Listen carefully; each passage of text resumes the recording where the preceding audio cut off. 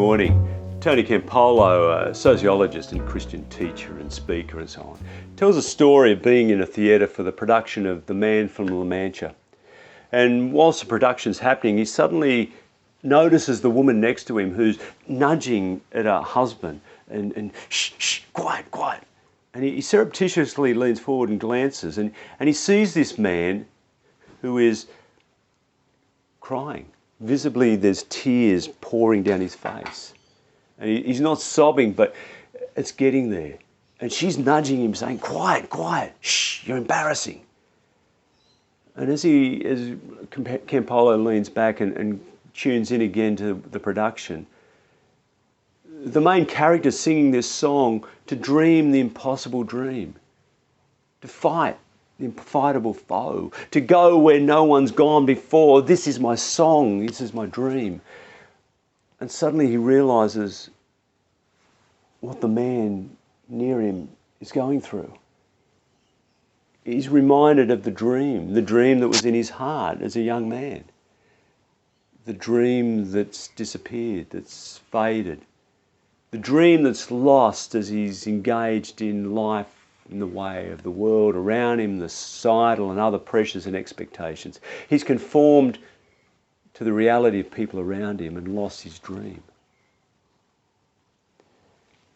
Early on in Lent, the first week, I referred to a poem by Robert Frost, The Road Not Chosen, The Road Not Taken, and spoke about the different forks in the road, the path of our life. Some of these choices are innocuous. Will I have cereal or Weet-Bix for breakfast? Or will I have coffee or tea? Will I take this route or that road to work or shops or wherever? But some decisions in our lives are of the utmost significance and will take us in one direction or another that are quite different and significant.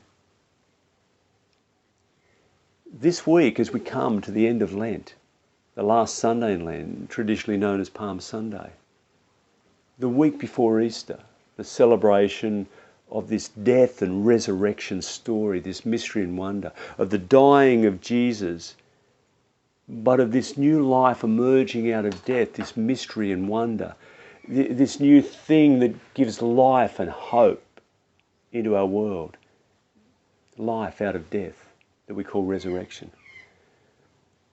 This Sunday, Palm Sunday, there's a story told in all four stories of Jesus. This year we use Mark's story of Jesus. Jesus and the disciples have journeyed from the deep north. And on the way, it's kind of an enacted parable that Jesus talks about taking up your cross and what that means to follow him as he makes the journey to the cross and his own death.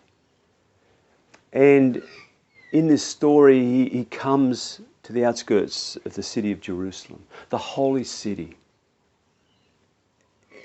And he says to the disciples, a couple of them, go into that next village. And there you'll find a colt, never been ridden before. It's tied up. Go and untie it and bring it here. If anyone asks you, say the Lord, the Master has need of it, and all will be well. And so it happens as is described, and they bring the colt back. They put cloaks on the colt and he sits on it. And others spread cloaks on the path and branches from the trees. And there's this procession as people line the path. And they shout, Hosanna, save us.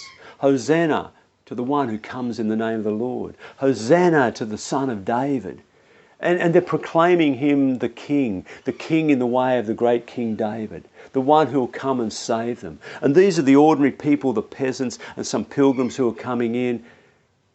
People who are pushed to the margins by the dominating power of Rome in their lives, or the religious structures of their society, where most of them are impoverished and eking out a living and want hope and want life and liberation.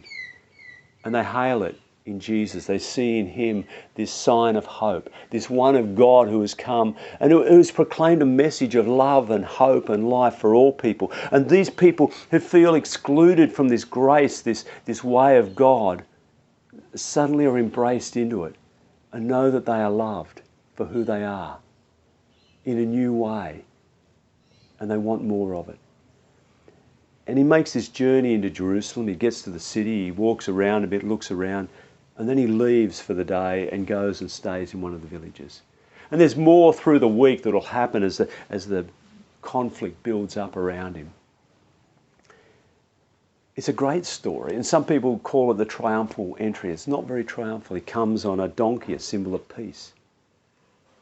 He comes and people proclaim him and hail him, but nothing happens. But historians and commentators tell us there were more processions into Jerusalem that week. For this is the beginning of the Passover week, an ancient celebration and festival in the holy city.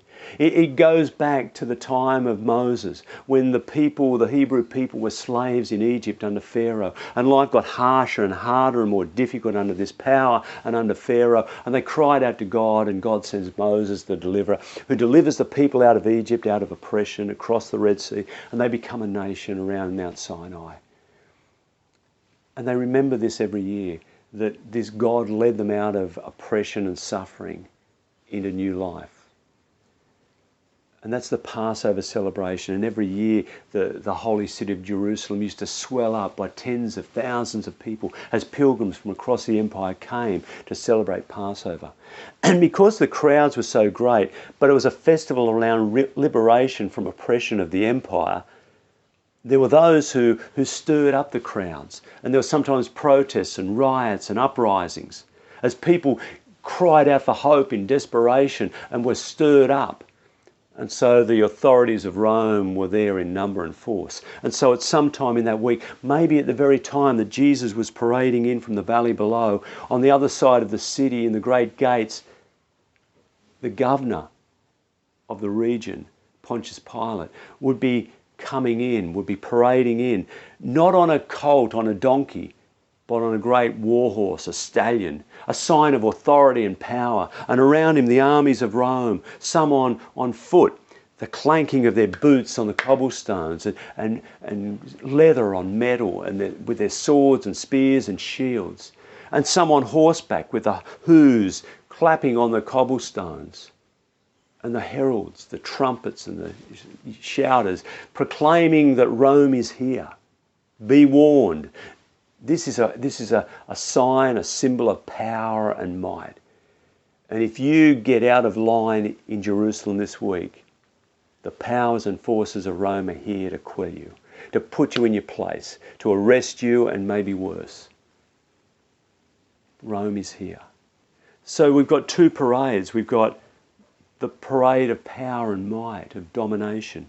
The parade of the one who uses violence to get his way. The emperor of this Roman Empire who uses violence and domination to get his way, to control people. It's a way of accumulation and wealth and might, and discarding people who are of no use, who are persecuting or oppressing the poor, and putting them into his service for his own sake and what desires and what he wants. But on the other side of the city is this parade of the reign of God. This simple peasant rabbi, Jesus, who embodies this way and this being of God, this reality of God, who proclaims a way of hope and love and justice, rides in on a simple donkey, a sign of peace, hailed by the masses as a sign of hope, of the King who comes. And even though they want a king who will get rid of Rome, who will bring the armies of Jerusalem to bear on Rome and drive them out, that's not his way. His way is a way of non-violence, of standing up for the common good, of bringing all people together, of generous sharing and inclusive love, of justice and peace and hope. This is the way of Jesus. This is the way of God. And this is the alternate reality in our world. And so just as there are two parades, and the people could align themselves with one or the other, they could align themselves with the way of power and submit to it, or use power and resistance and violence against it, or they could align themselves with God and the way of God, and the way of love and hope, the way of truth and peace, the way that gives life to our world. And that's our choice. That's the decision we make. Will we follow this one who comes in peace? Or will we follow this one who comes in power and might and violence? Who will win the battle, but not the war? Because love will win out in the end. Jesus will be killed in the next week. He will be crucified on a cross. But love can never be conquered. And he'll rise up in a new way, in love, in hope, in truth into the world, and offer that life to all people. And that's the life we're offered now. And our choice, our decision of which way, which path we will follow. The one who is eternal, who brings life and hope and all things good into the world, who holds us in love, or the one who is violent and tyrannical and unjust. Which way will we follow? Amen.